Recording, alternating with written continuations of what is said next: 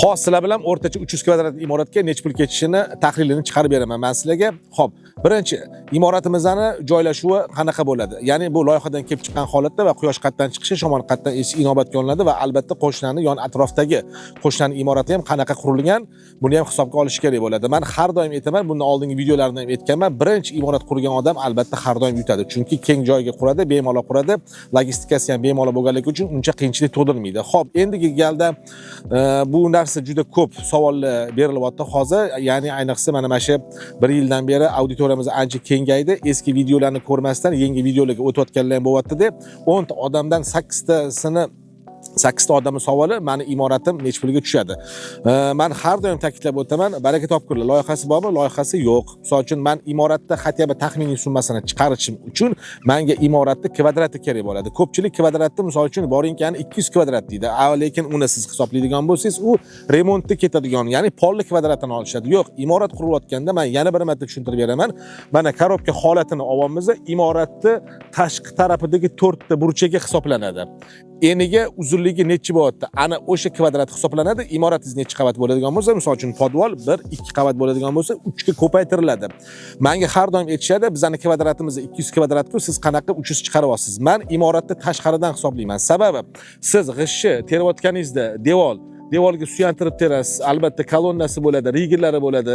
Siz bu imoratingizni qurayotganingizda tashqi devorlarni hisobga olishingiz kerak, chunki siz xonani o'zini qura olmaysiz-ku. Xonani o'zi ham remontda xonani hisoblaysiz, lekin qurilishda xona ochiq bo'lmaydi-ku, albatta devorlari bo'ladi. Shuning uchun har doim imoratni qurayotganingizda tashqi devordan tashqi devorgacha bo'lgan masofani bir-biriga ko'paytirasiz va uni qavatingiz necha qavatdan iborat bo'ladi, shunga ko'paytirasiz. Endi hozirgi kunda bizning imoratlarimizda, qurilayotgan imoratlarimizda ko'pchilik yana menga savol beryapti. Men ham qursam shu imoratim $130 dan aylanadimi yoki boringki $140 dan aylanadimi? Yo'q, men har doim ta'kidlab o'taman. Men aynan mana shu imoratni quraman, kvadratini chiqaraman, ketgan summani o'sha kvadratga bo'lsam, u chiqqan oxirgi summadagi narx aynan mana shu imoratga tegishli deb har doim aytaman. Bu imoratimiz $130 ga aylanishi mumkin kvadrati yoki $160 ga aylanishi mumkin. Men uni bilmayman. Shuning uchun rakursni olishingiz uchun, Said Kozim demak mana 500 kvadratli imoratni boringki ana 70 mingga bitiribdi. Demak, men ham agar shunaqa imorat quradigan bo'lsam, men ham taxminan 70 ming, 75 mingni rakursini olishim kerak.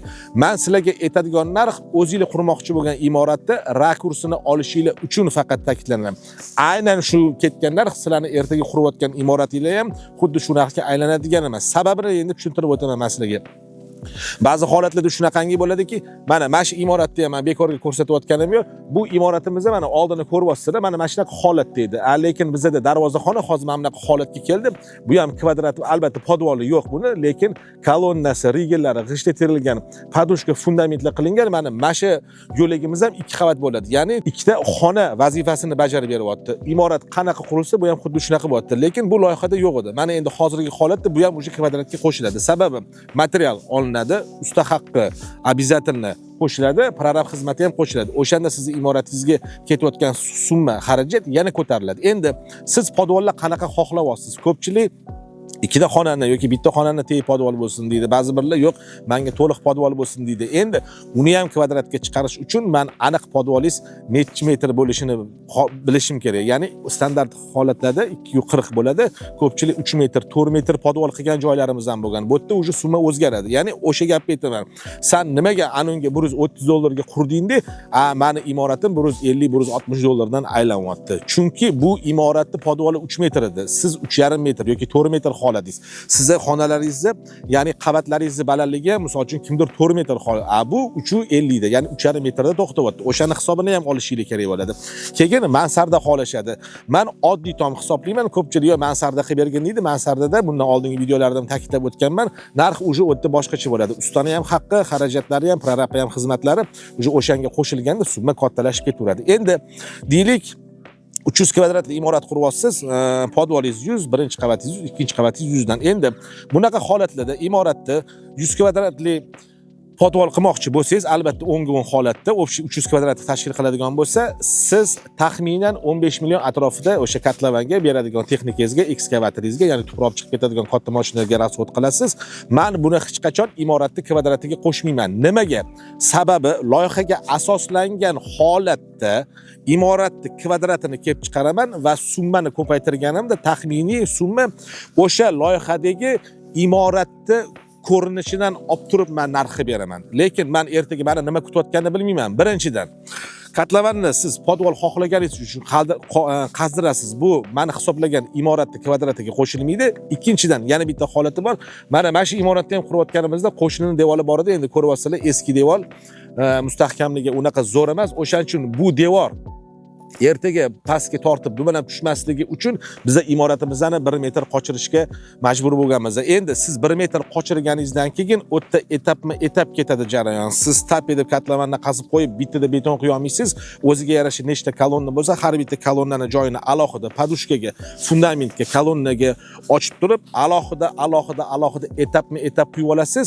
Ana bu sizga yana ortiqcha rasxod bo'ladi. Nimaga? Men yana bir marta aytaman, imoratni loyihaga asoslangan holda ko'rinishini men hisoblayman, lekin ertaga meni nima kutayotganini bilmayman. Endi bu imoratimizni kotlovanni qazganimizda gruntimizda qattiq bo'lganligi uchun lentishli podushkada qolgan.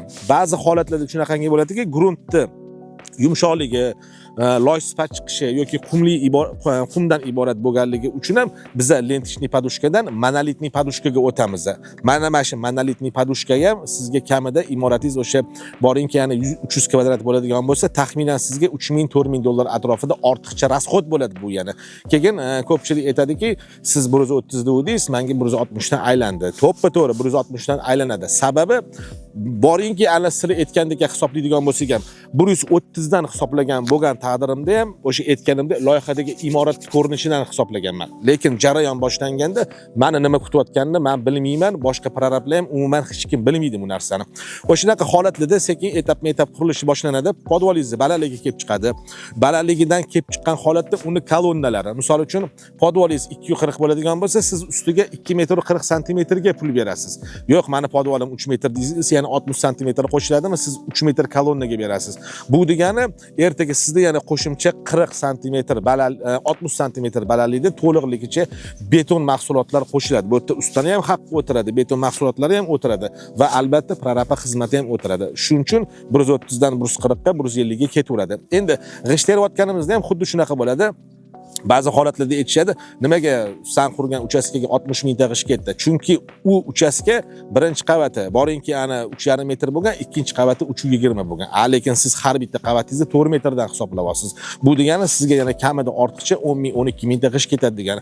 Bu yerda yana o'sha narsa, g'ishtga xarajat, ustani haqqiga xarajat va kelib chiqqan summadan proraba xizmati ham o'tiradi unga. Albatta o'shani hisobiga hozirgi kunda o'rtacha qurayotgan imoratimiz kvadrat metri 150 ming 150 dollardan aylanyapti. Yana bir marta masalaga ta'kidlab o'taman. Men aynan shu imoratning narxini chiqaraman va shu imoratning narxi aynan shu imoratga tegishli bo'ladi. Bu sizlarga aloqasi yo'q. Endi yana bitta holat bo'lyaptiki, ko'pchilik savol beryapti. Qurilish materiallarini olayotganda siz qanaqa ishlaysiz? Men sirazi aytaman, qurilish materiallarini biz sizga hisoblab beramiz. Xohlang o'zingiz oling, xohlang biz chaqirtirib beramiz. Bu yerda hech narsa o'zgarmaydi. Sababi biz ham xuddi o'sha narxdan, o'sha bozordan olamiz, siz ham xuddi shu narxdan, o'sha bozordan olasiz. Bu yerda faqat bittagina yutug'i bo'ladi. Siz berayotgan pulingizga rostakasin armatura, rostakasin beton va sifatli g'isht, ya'ni umuman sifatli qurilish materiallarini olasiz va biza chaqirtiradigan bo'lsak, endi ancha yillardan beri ishlayotganimiz, bizning bitta yutug'i bitta telefon bilan 1 soat 2 soat ichida olib keltiraman. Sizda unaqa imkoniyat yo'q. Siz bozorga borasiz, hammalar ko'rasiz, aylanasiz, tender qilib ko'rasiz. Mana bunda buncha ekan, bunda buncha ekan deysiz, videoga baribir vaqtdan ham yutqizasiz. O'sha narsa bilan bir-birini qoplab ketaveradi. Shuni hisobiga bizning bitta yutug'imizda bu yerda materialda sifatligini va bir pasta chaqirishimiz, ya'ni jarayon boshlashdan oldin o'sha imoratimizga, joyimizga birpasda yetib kelishini ta'minlab beramiz. Hozirgi kunda o'rtacha, mayli o'sha boshida boshlaganimizda 300 kvadratli imoratni oladigan bo'lsak, hozirgi kunda biza loyihaga asoslangan holatda faqat o'sha imoratda hech qanaqa qo'shimcha xarajatlarsiz, hech qanaqa ortiqcha muammolarsiz joyi o'zida qandoq tekis qilib qurib ketadigan bo'lsak, sizning imoratingiz o'rtacha hozirgi kunda 140 dollardan aylanyapti. Buni 300 ga ko'paytiradigan bo'lsangiz, 42 ming dollar atrofida bo'ladi. Lekin aytganimdek, imoratni qo'shnining devoridan yoki qo'shnining imoratidan qochirish holati bo'lsa, siz oddiy tom emas, menga mansarda qilib bergin deydigan bo'lsangiz, bu sizga ertaga 150 dollardan oshish ehtimoli juda katta bo'lib ketadi. Lekin yana bir marta aytaman, siz necha kvadrat imorat qurishingizdan qat'iy nazar bugungi kunga rakursini bilmoqchi bo'lsangiz, albatta o'sha imoratingizni kvadratini, ya'ni tashqi devordan tashqi devorgacha bo'lgan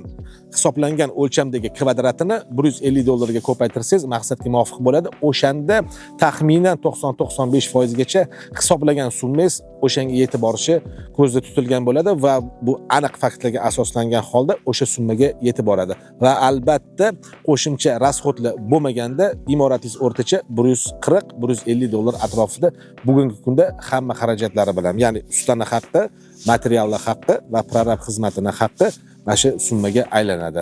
Kimda qiziqarli savollar bo'ladigan bo'lsa, kimda muhim savollar bo'ladigan bo'lsa, ya'ni qurilishda o'zini qiynayotgan bir savollar tug'iladigan bo'lsa, qanaqadir muammolar bo'ladigan bo'lsa, ijtimoiy tarmoqlarimda, albatta Instagramda, Facebookda, YouTube'da va Telegram kanallarimizda bor. O'sha yoqqa bemalol savollar beradigan savollaringizni jo'natinglar va albatta hammasiga batafsil bemalol javob berishga harakat qilamiz. O'ta muhim savollar bo'ladigan bo'lsa, har doimgidek xuddi shunaqa video orqali javob berishga harakat qilamiz.